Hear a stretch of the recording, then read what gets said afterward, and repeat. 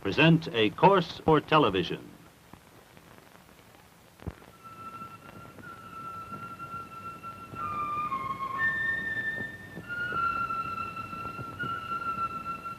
The Religions of Man, with Dr. Houston Smith, Associate Professor of Philosophy of Washington University.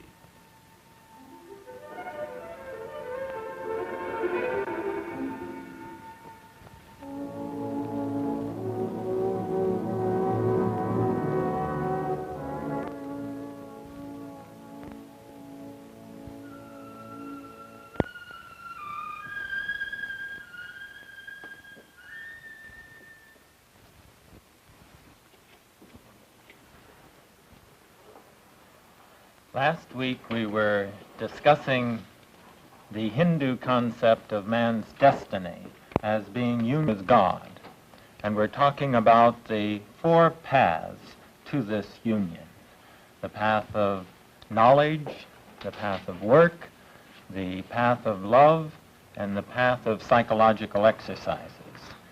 In connection with the latter, you may remember, I went through the routine of the posture, which is normally assumed as conducive to the mental states which they are trying to bring about. You remember it: the spine erect, the legs folded in the lap, the hands to settle in the lap. Now, ridiculously enough, of all that I said about God last week, it was this mundane matter of the posture of the body which seemed to have captured the fancy of the community. The globe had a light and slight little item on it, and the bulk of my mail during the week centered one way or another on this item. I'd like to share with you one of the charming letters which I got in this connection. Significantly enough, it's on a little note card which has printed on the outside just a quickie, and here is how it reads. Dear Dr. Smith, I shall be very brief, for I can't write well in my present position. I have my left foot in my right pocket and my right leg pretzeled around my left. How do I unwrap? I am eagerly awaiting next week's show, hopefully, Mrs. Edward Jones.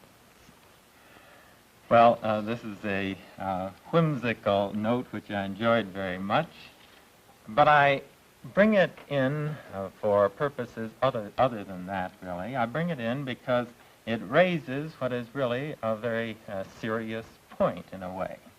Although this is in a very light vein, people do get into trouble in the practice of the yogas. They get into real trouble.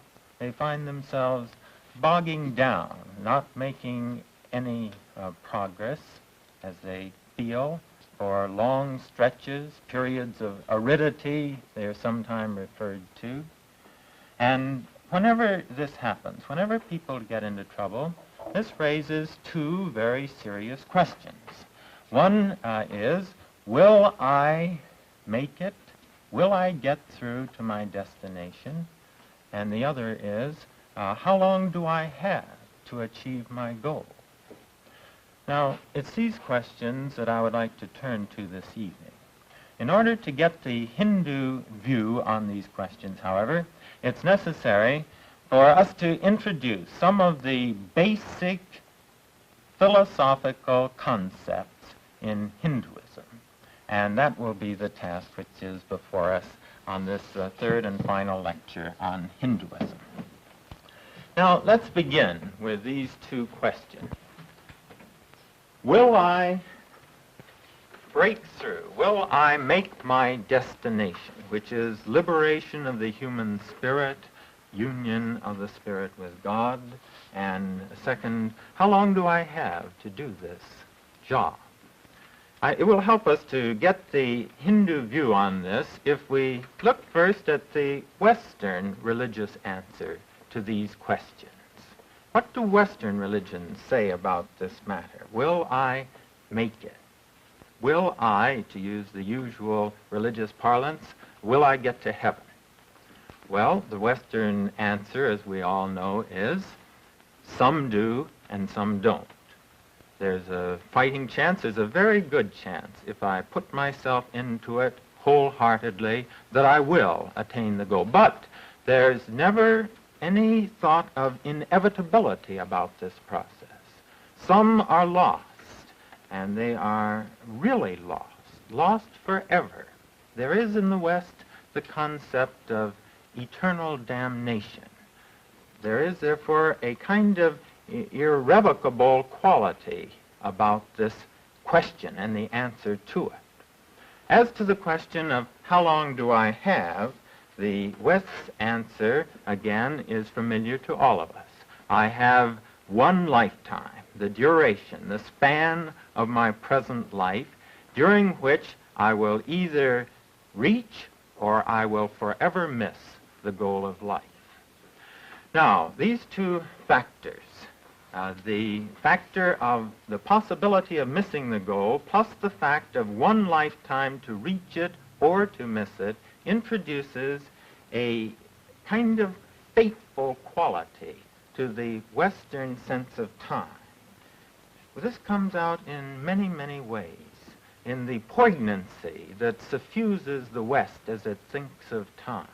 Whitehead puts it in the phrase of the perpetual perishing of experience. The poets are familiar with this. Snow falls upon a river, white for a moment, gone forever. This time consciousness gives a sense of urgency to, for example, 17th century love poetry. Gather ye rosebuds while ye may. Or again, while we are yet decaying, come, my Corinna, let us go a-May. Throughout the West, then, there is this sense of the urgency of time pressing in upon man always. Now, if we go to the East, we find that the attitude, the whole mental environment is very different with regard to this matter of time. Let's come back now to the two questions. Will I achieve the ultimate destiny, the highest destiny of my life? And the Hindu answer is yes, you will. There is in Hinduism no sense of eternal damnation, but in the end, everyone achieves the highest goal of which his life is capable. I was interested very much. One of the first years I was at Washington University, there was a Buddhist in the community. I was new to the community then, and I don't even remember his name. He's left St. Louis, as far as I know. He came out to discuss Buddhism before a student group. I realize we're talking about Hinduism now, but in this matter, the concepts are identical, so it serves our purposes just as well that he was a Buddhist. I remember he was talking about nirvana, this concept of the highest goal, and indicating its beauties, its glories. There was on the front row a football player, rather large, burly, but interested in the matters. And after this Buddhist had completed his presentation, this football player was the first to raise his hand for a question, and he was called upon, and he said, "What if I don't happen to want to reach nirvana?" And the Buddhist replied, "In that case, it will take you a little longer." Well, this is typical. It speaks directly to the Indic point of view on this. If you haven't cultivated the taste for enlightenment, this will take you a little longer, but sooner or later you will come to this taste, and in the end you will get there also. Well, we see then a basic difference with regard to time, with regard to how many will reach destiny, the human destiny. As to the question now of how long I have to reach my goal, again, the Indic question answer is very different from the West. Rather than being one lifetime, the Indic answer is that I have as much time as I need. Now, how can this be? Well, this brings us to one of those basic philosophical concepts which we must introduce into the picture this evening. It's a concept that we've all heard about in connection with India. It's the concept of reincarnation.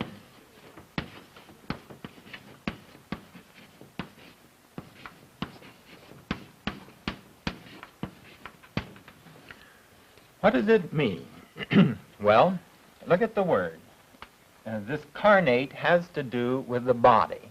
And re, of course, in is coming into, and re is again.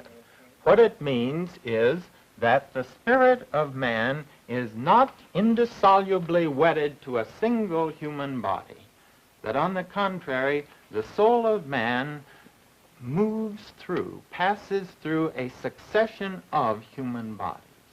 From the Indic point of view, a single lifetime is far too short to learn the lessons, the basic lessons which we are here in life to learn. It takes a number of these to accomplish that job. And therefore, since the body lasts only a very short time, a number of bodies are needed.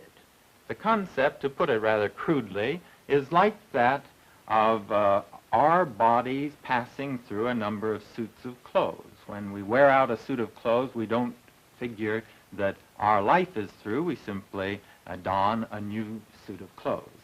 Similarly, to carry over the analogy, the spirit of man dwells in a body, but when that body decays, then this spirit simply dons a new body.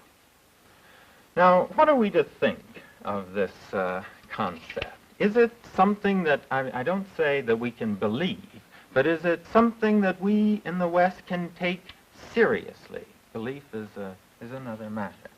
Well, I'm not here to argue the case, but I think it is worth noting that many of the great thinkers of the West have at least entertained this idea as a serious possibility. From Plato to Origen, from Blake to Schopenhauer, from Burma, Kant, and Swedenborg, to Browning, Emerson, and Whitman. These are some of the names in the West who, as I say, have considered this possibility with various degrees of acceptance, but all taking it as a serious possibility. But we're not here to talk about the extent to which the West agrees. Let's continue with the East. Why do the Indians believe in this doctrine of reincarnation? Well, I think they would put it this way. First of all, on theoretical grounds. People are different.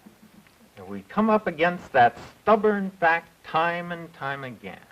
They have different capacities, different interests, different moral conditions. I've known people that seem to have been born sweet, you can almost say, and others who just have a terrible time in life. Now, how are you going to explain the vast range of difference in human possibilities? We have musicians, Mozarts and Beethovens, who very young, without the elaborate training, take to music with great facility. Well, the Western interpretation is based on two things. First of all, the idea of environment and heredity. I would say that we in the West are banking our interpretation of these differences on these two concepts, environment and heredity.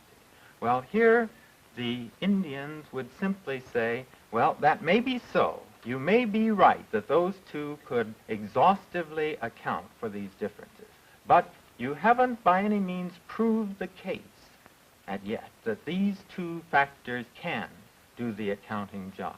And therefore, we would simply insert as a third contributing factor this residue of tendencies, of inclinations which have been built up in some way out of past experiences.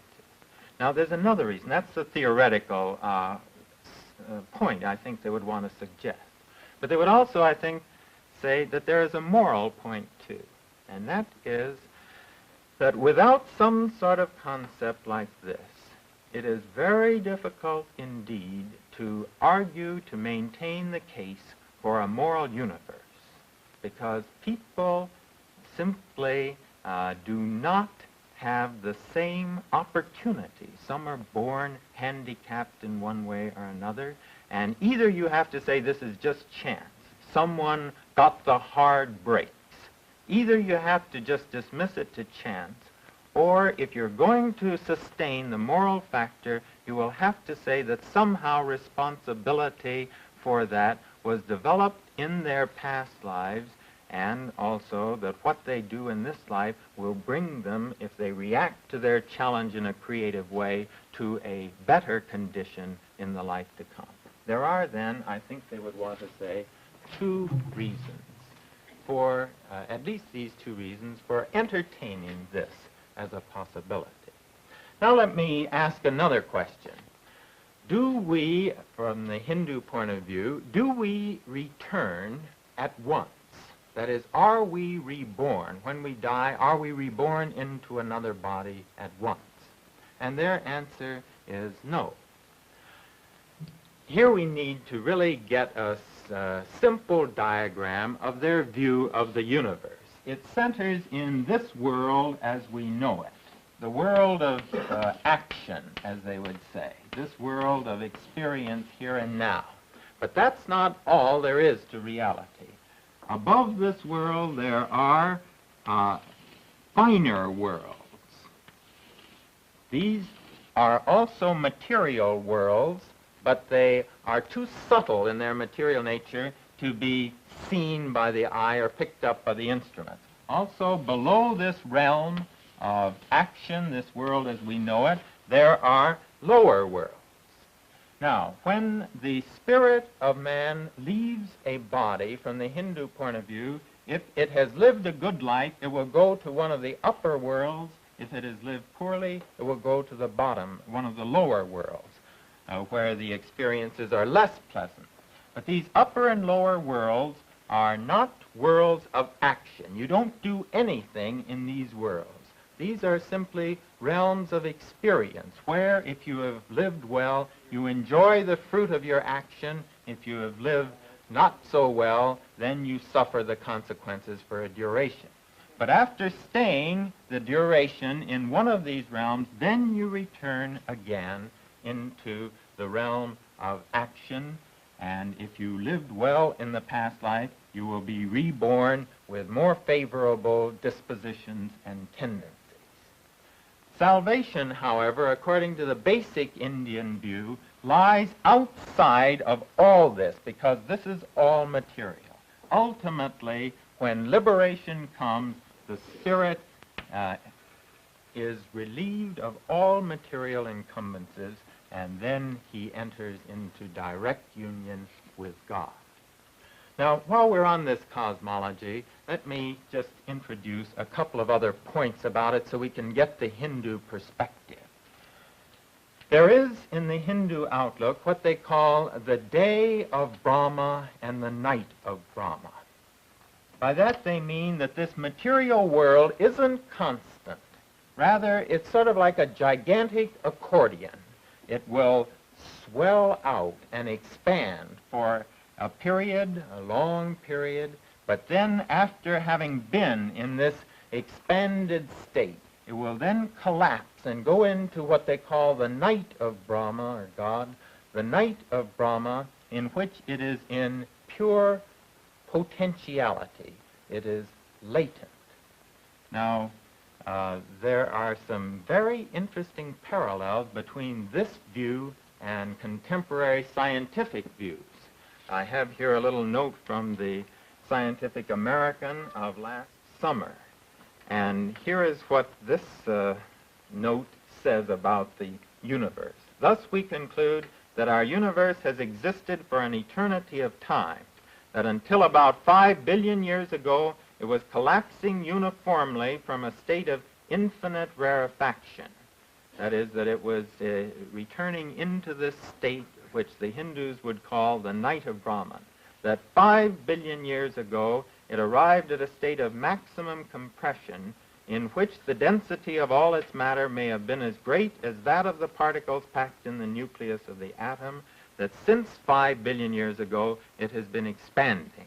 I introduce this as an interesting item in itself because when one looks at the time chronology in the Puranas, the Hindu texts of thousands of years ago, they put the date, the duration of the current day of Brahma as being about 4 billion years.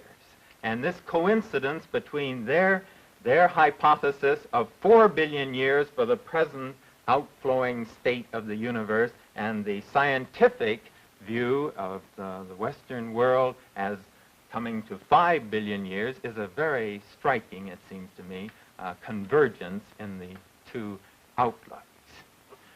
Well, we've talked now about the idea of reincarnation and the worldview which this presupposes. I want now to ask another question, and this is the question of what affects our destiny as we move through these various bodies. And here we come to a second key term that we must introduce to the picture, and this is the concept of karma.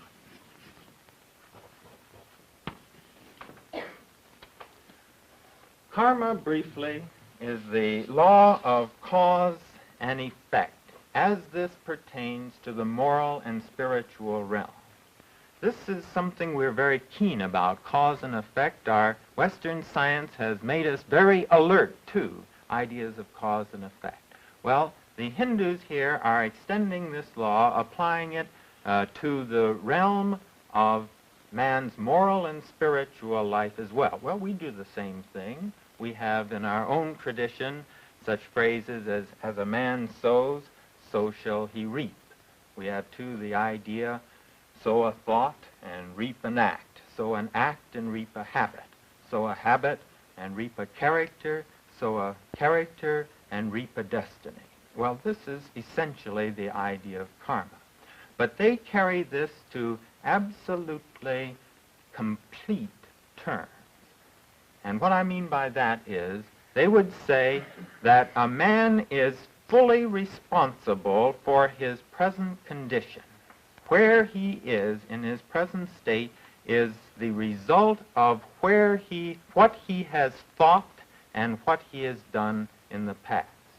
People, they say, are constantly trying to, what the psychologists call, project. They project the blame upon people outside of themselves. They're reluctant. We're reluctant to take responsibility for our acts or for our deeds. But according to this doctrine of karma, or the universal law, moral law of cause and effect, we can't blame anyone else ever for our condition, because our condition has been built up by what we have thought and what we have done. Every act has its equal and opposite react upon us. Every action that we perform on the external world is a kind of chisel blow on our character, building it, shaping it according to the way in which we deserve to arrive because of how we have lived. There is then, in this view, no room for counting on the brakes in life. Here again is what people, how many people go through life waiting for some great moment when the brakes will come to them, when they will be called up on the quiz program and will give the right answer and $5,000 or something will come tumbling into their laps. If you live waiting for the brakes, the Hindus would say, you miss the purpose, you miss the point of life, because ultimately nothing depends on the brake. They're fundamental assertion on this point is there is no chance for accident.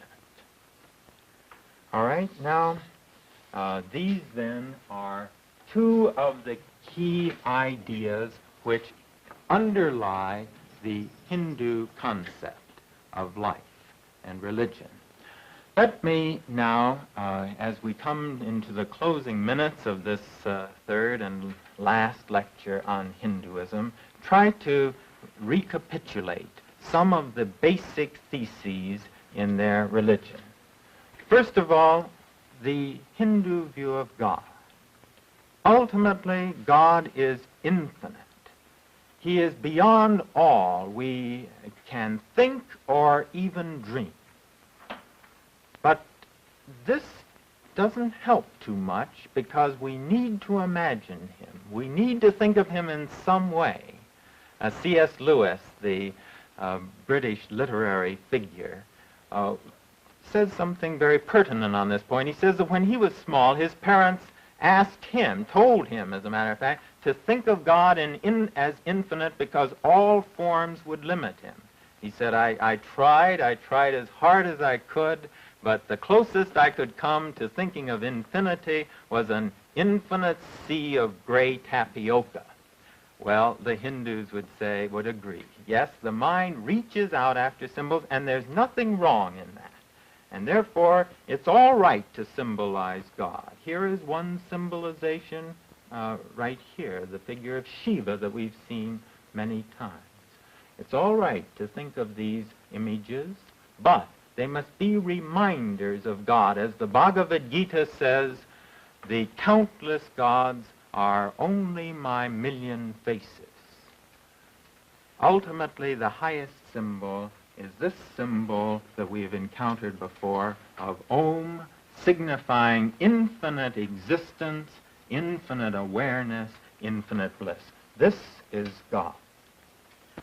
Now, next, the Hindu idea of salvation, we have seen, is union with God.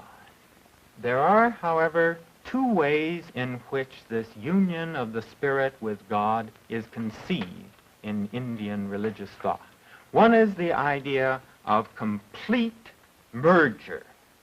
The image here is of a salt doll who went down to test the temperature of the sea. He plunged in and he dissolved. So too, the spirit of man in one view merges completely with the infinite.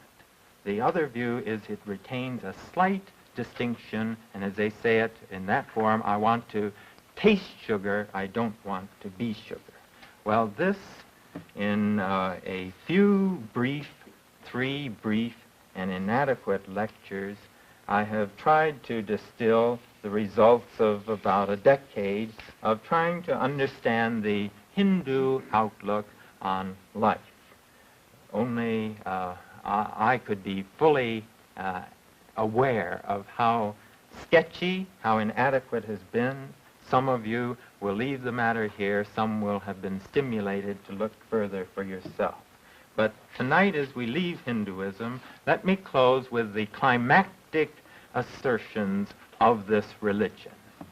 Atman is Brahman. The soul of man is divine. That art thou.